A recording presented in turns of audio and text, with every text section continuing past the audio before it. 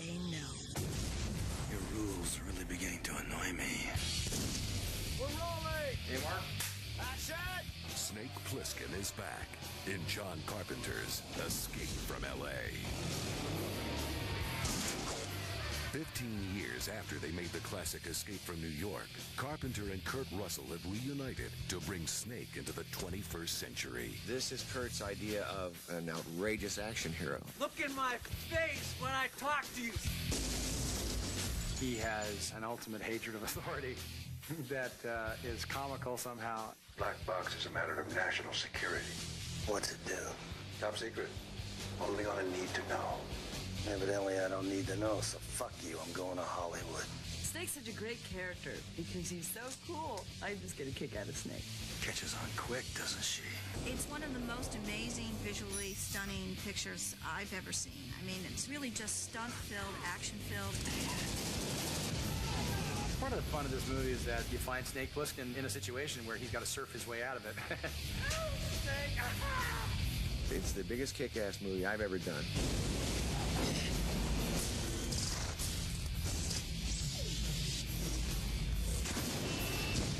Welcome to L.A.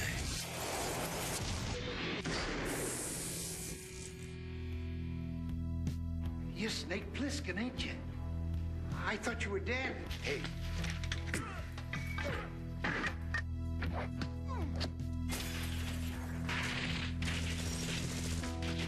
Escape from New York was a very dark view of the near future. So it wasn't a science fiction film that took place on another planet or in a spaceship or anything like that. It dealt really with things that you could see, like street gangs and buildings and darkness. I wrote it right out of film school in 1974. And it wasn't made till 81 because it was deemed to be too dark, and we treated the president with not enough respect. I think I wrote the movie originally for Charles Bronson or Clint Eastwood. And here comes Kurt Russell, who's a really, really great actor. This guy can act in anything. He can act any part. So off we went on Escape, and it's one of my favorite films. It was done with the kind of sense of humor that we knew if the audience took it right, that they could have a great time with. I'm not a fool, Plissken. Call me Snake. That looks like Snake Plissken. I hear you slowed down.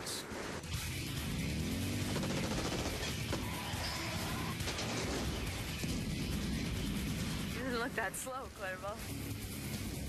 Kurt Russell and I had been talking about doing a sequel to this movie since about 1985. We were on an airplane coming back from New York, and we said, wouldn't it be great to go back and revisit it? And the gloom and doom and horror of New York that was going on when I wrote the original script basically has kind of moved out here to the West Coast. We'd had earthquakes, riots, mudslides, and fires in Los Angeles, and figured, you know, well, now we have a story. In a period there of about 2 years, it seemed to all go at once. And the city, all of a sudden, became just a great place to escape from. You can't just be walking around town without knowing the ropes. You take the wrong street, you're dead, pal. Cut! Good. Let's see, one more rehearsal, please. Here we go. I've worked with John certainly more than anybody else in my life. We've now made 5 movies together, and I find him to have a great dry sense of humor, an ultimate hatred of authority that is comical somehow, and a strange way of looking at the world. Okay, one more time. Here we go. I like that part of John. See, that's fantastic. Can we handle that? Sure. Great. There's a part of John that's Snake Plissken. It's that sort of establishment. And cut. Oh, yeah, mama. Yeah. Personally, I kind of share this disdain for authority that Plissken has. It's kind of adolescent, kind of stuck in adolescence attitude. Yeah, I enjoy that. Doesn't get me very far in life, but I still kind of hold it dear to my heart. And Kutski, all right. Cuts if you do. We share a lot in common about drama and timing and so forth. And we have a lot of respect for each other's job. And one of the reasons Kurt wanted to do this and got me back into it was, let's have some fun again. Let's have a blast. And he was right. It was an absolute blast to do it. It's just an aftershock. No big deal. We get them all the time. Part of the fun of this movie is that we wanted to take this guy into a world that had changed. So we assume that in the year 1999, there's a gigantic earthquake that separates Los Angeles from the mainland. So it's now an island. And some of the areas of town are still somewhat intact, and some are wasteland. So Los Angeles is the deportation island for all the morally guilty people. That would include runaways, pornographers, drug dealers. I'd probably be sent there myself, as a matter of fact. You may have escaped from New York, but this is LA, brother. And this city can kill anybody! Cuervo Jones is a South American revolutionary. He runs with a paramilitary revolutionary group called Shining Path. And their goal is to take back North America. Are you ready for the new world? But Snake Plissken, once again, is brought into duty by the United States Police Force. And he has to kind of run a gauntlet to get this doomsday device from Cuervo Jones, which has the possibility of basically turning out the lights on the world, plunging it into the dark ages. Sad story. You gotta smoke. Explain to this foot soldier why he's going to do what we tell him to do. What's he talking about? The Platoxin 7 virus. He's a wanted man, and they force him to go on this mission by injecting him with a deadly virus that will kill him within 10 hours. Of course, there is an antidote. Which I will personally authorize once your mission is completed. And that's kind of the modus operandi of the Snake character. You have to force him to do something. He won't do it for a cause. You have to say, you have no choice, pal, you're going to die. I think the main reason that the first movie's popularity has remained is the main character. He's the baddest guy in the bad world. He is legendary in his meanness and in his toughness to the world. Nobody draws until this hits the ground.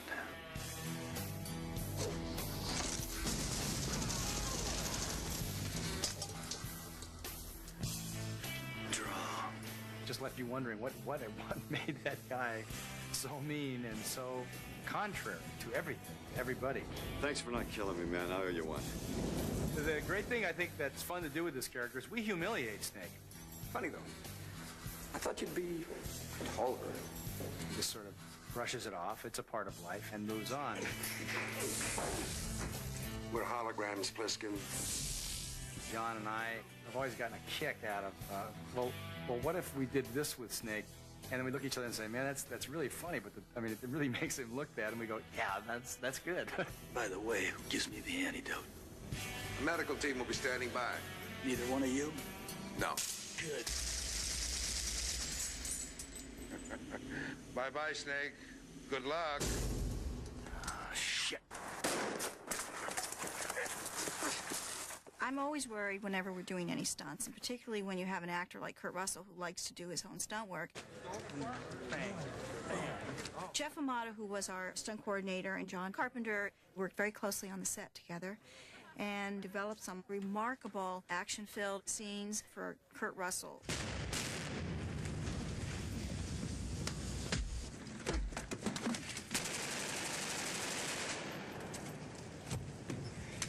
Cut and print. It was quite difficult keeping him off the motorcycle. In this sequence, Snake Plissken sees a caravan going by with Cuervo Jones, who has the black box. So Snake proceeds to eliminate 19 guys from the back forward. I was going straight out. I hit an even speed. I'll stay there. Okay, you take your own timing. When it hits me, I'll let it go. Right on. All right.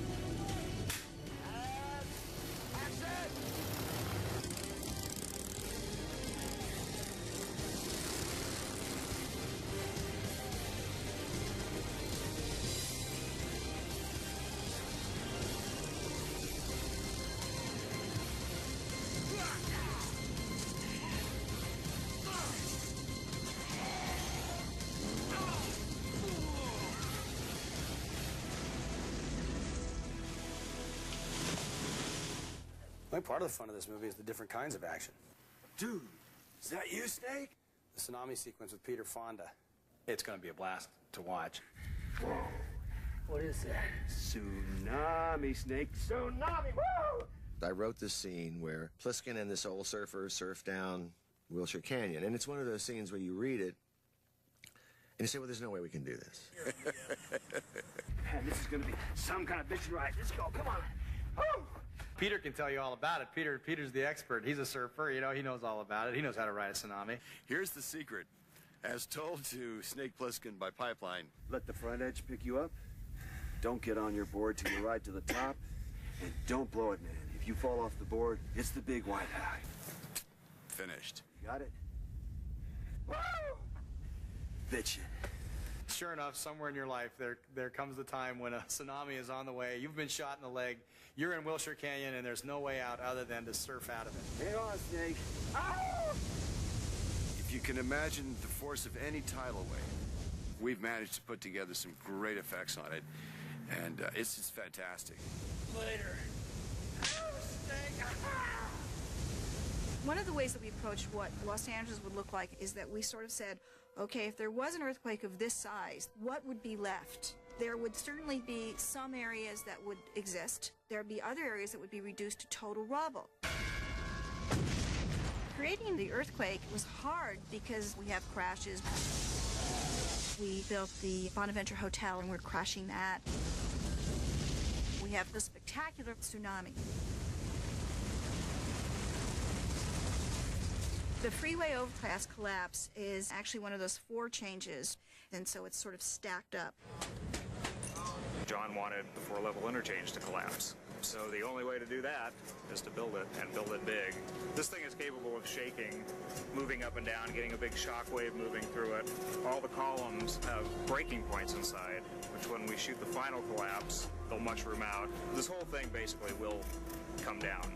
All these cars that are going to be on the freeway are all radio controlled, so we can drive them in, we can smash them to the railings, we can have them get into wrecks with each other. We'll have a giant tractor trailer come through the 2nd level at camera. When we roll cameras, we're going to do it, because once we're committed, we're committed. Roll cameras, clear! Action!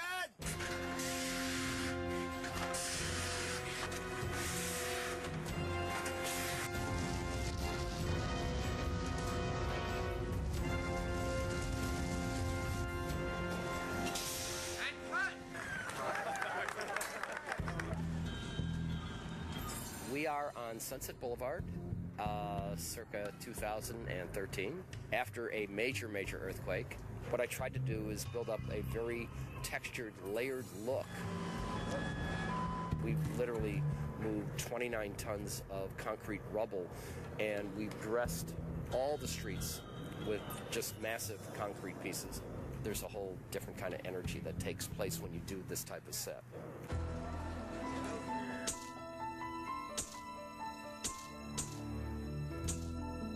That set was interesting because scientists like to say this couldn't happen in Los Angeles, even if there was a big earthquake. Well, if you've seen any of those pictures of China, then you know that that's what Sunset Boulevard could very well look like if there was a really big earthquake. Don't shoot. Well, I've been hanging out around here for more years than I want to think about, but I never thought I'd see Snake Plissken cruising Sunset Boulevard. I'm after the Stars Eddie.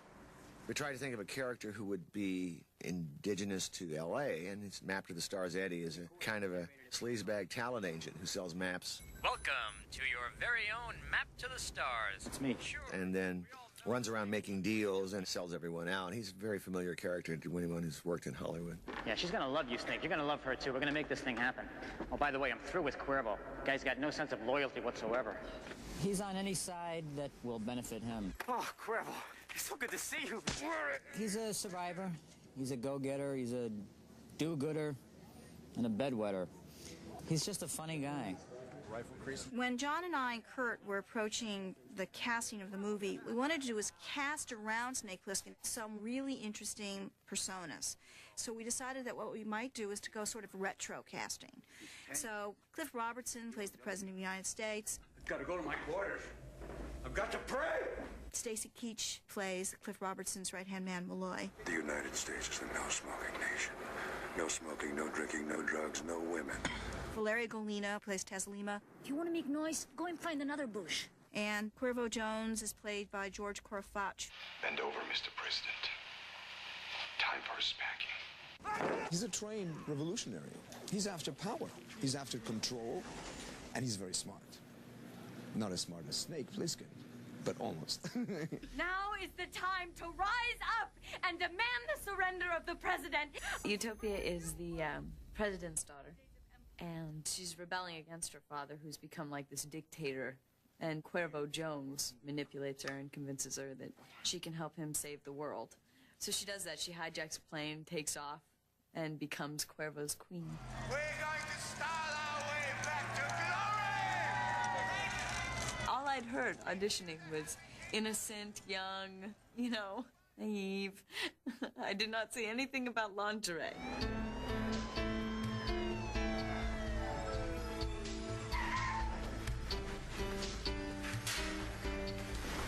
What are they? Surgical failures.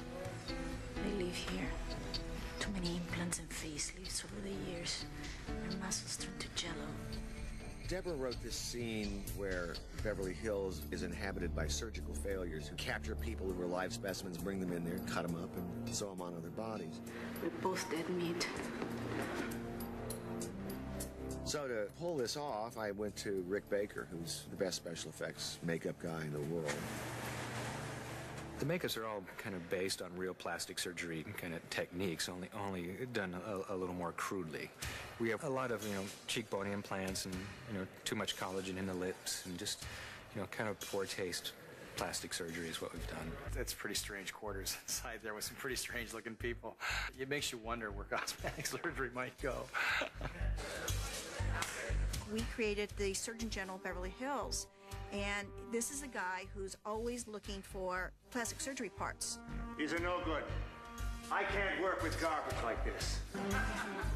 This role needed somebody to play it in a real way and yet be completely tweaked. And Bruce Campbell can play tweaked like nobody's business. What a beautiful blue eye. Shame he only has one. Nurse? Very nice. I mean, there are a couple of masks and looks in that scene that are obviously over the top. But in terms of Bruce, we wanted you to think, I've seen people like this walking around the streets. The Surgeon General is a little bit of a cross between Michael Jackson and Siegfried and Roy. It's just kind of plastic surgery taken a little too far. We have the slightly pointed nose. It's undergone a few too many shavings. The veneer teeth, a little too white and straight. And then we've done the Kirk Douglas chin, because everyone would want a Kirk Douglas chin. And I wanted to give him bad hair plugs. We've got the little bit of the doll's head going here. People are a little embarrassed, though. They'll see me on the set and go, "That's not your hair, is it?" 86A, take one.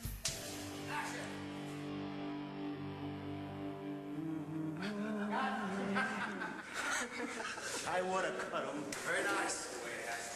What did you think?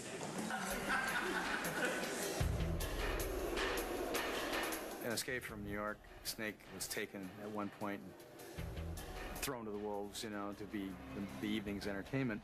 And it was clubs with nails and trash can lids. Very, what's the word? Gladiatorial, So this one, I came up with this little game that Cuervo likes to put his prisoners through. And it came off of an idea that John had about a basketball 24-second shot clock. If you didn't get the shot off before the buzzer went, you got shot.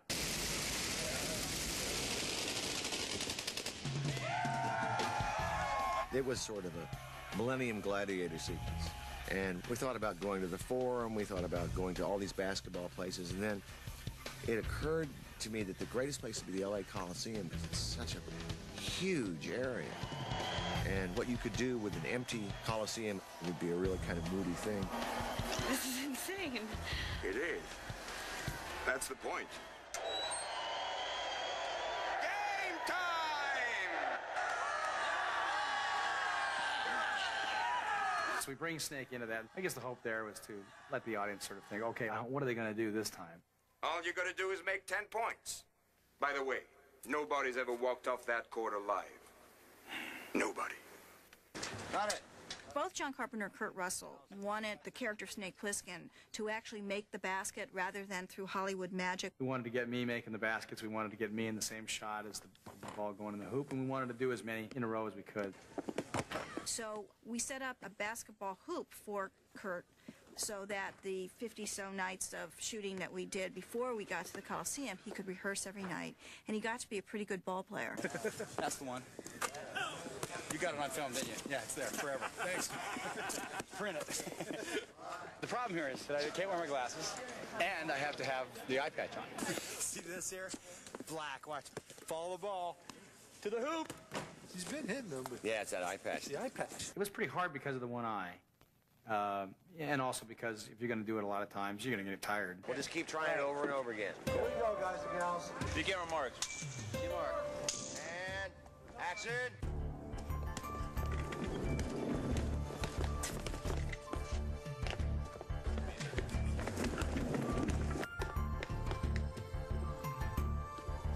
I guess I went up and down the court about 150 times during the night. I got pretty tired. Get into you. Almost, man. I thought it was in. It was kind of a night where I began to feel my age a little. The hardest thing about it, though, was having been an athlete that performed in front of people before, you like to do well. Not fun to go out there in front of a lot of people and fail miserably and not be able to get the basket in the hoop. Very quickly on in the evening, bets were flowing, and I won a lot of people some money, and I lost a lot of people some money.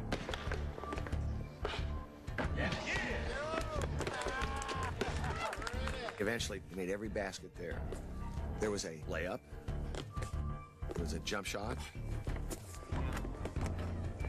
There was a three-pointer. There was a mid-court shot.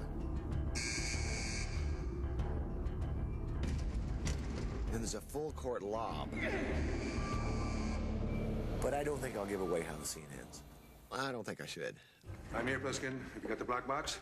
I can get your precious little box back, but I'm gonna need more time, you understand? You listen to me, Plissken. That little headache that just kicked in will only get worse. You're starting to feel the effects of the virus.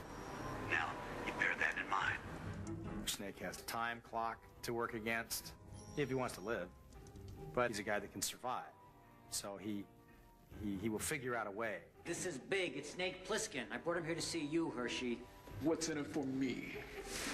I know that voice. You're Carjack Malone. Not anymore. Snake and Carjack, we were buddies. And at the time when we were buddies, I was a man. And I'm no longer a man, and it surprised him. You looked a little different in those days, Carjack. You get one thing straight, Plissken. I'm no longer Carjack Malone. I'm Hershey Les Palmas, the most drop-dead to die for number you ever laid that one eye on. I said to John, I said, why can't we just take a character that's a transsexual and just make him a guy that Snake kind of likes? A guy, girl, he, she, so that's what Hershey is the name of the character. So John started laughing. He started liking the idea of this character. Why should we leave? I love L.A. Pam Grier did some really fun, very hip stuff, and she's terrific. So how are we going to get out? I'll tell you that when we get there. Oh, Plissken, man, you are such a loser, man. Making up shit along the way. No deal. Government chopper. It'll be there. Okay, that's better. Hershey wants to kill Snake, but ends up helping Snake. The wind's up. Come on, let's go!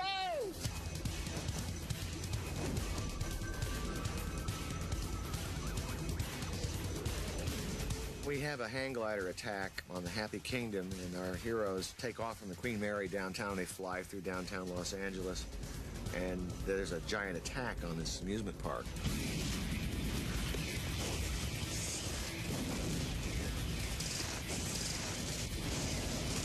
It's a battle sequence that is certainly unparalleled in any movie that I've ever worked in.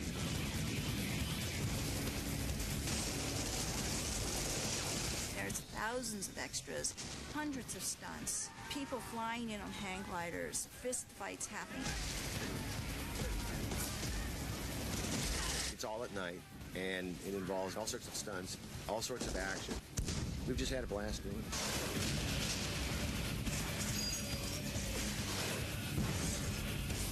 Escape from L.A. is kind of a tour through L.A., through Snake Plissken's eyes. You're gonna see some pretty cool stuff. You gotta be kidding me. You've never seen anything like it. It is a great ride, and it is a great escape. I told you you'd better hope I didn't make it back.